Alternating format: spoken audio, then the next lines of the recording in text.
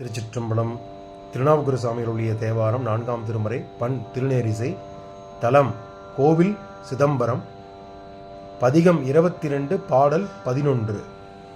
மதியில்லா அரக்கன் கோடி மாமலை எடுக்க நோக்கி,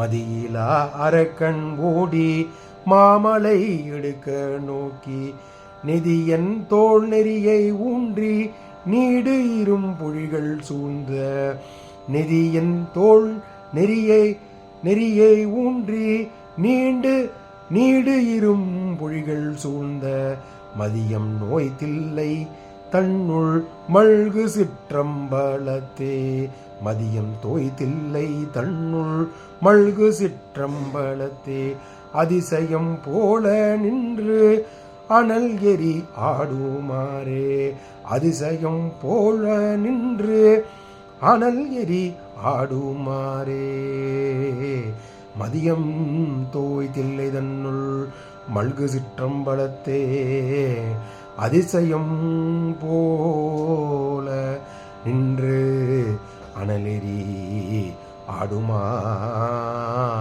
திருச்சிற்றம்பலம். திருச்சிற்றம்பலம். இந்த பதிகத்தினுடைய கடைசி பாடல் 11வது பாடலை விளக்கத்தை பார்த்து விடலாம்.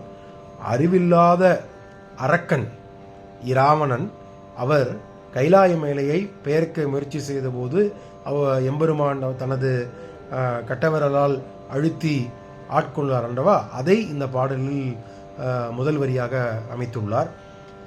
முயற்சி செய்தபோது அந்த தீயவனின் அந்த மாமலை என்பது கைலாயத்தை மேற்கோள் காட்டுகிறது.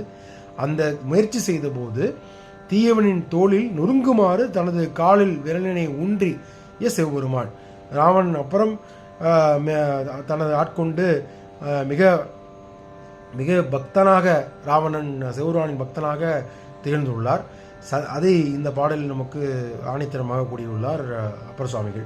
சந்திரனை எட்டும் அளவுக்கு உயர்ந்த மரங்கள் கொண்ட சோலைகள் சூழ்ந்த தில்லையில் விளங்கும் சிற்றம்பலத்தில் உலகத்தவர் அனைவரும் வியக்குமாறு ஊழித்தீயில் நடுவே நின்று ஆடுகின்றார் எம்பெருமான். அவரது ஆடல் ஒரு அதிசயம் என்று அனைவரும் கருதுகின்றனர். இந்த தில்லையில் ஆடுகின்ற எம்பெருமானின் நிகழ்வை இன்றும் நடனம் ஆடிக்கொண்டிருக்கின்றார். அவர் இல்லை என்றால் இந்த பிரபஞ்சம் இல்லை. எம்பெருமானின் புகழை இந்த பாடலின் மூலமாக நமக்கு அப்பர் சுவாமிகள் கூறியுள்ளார். திருச்சிற்றம்பலம்.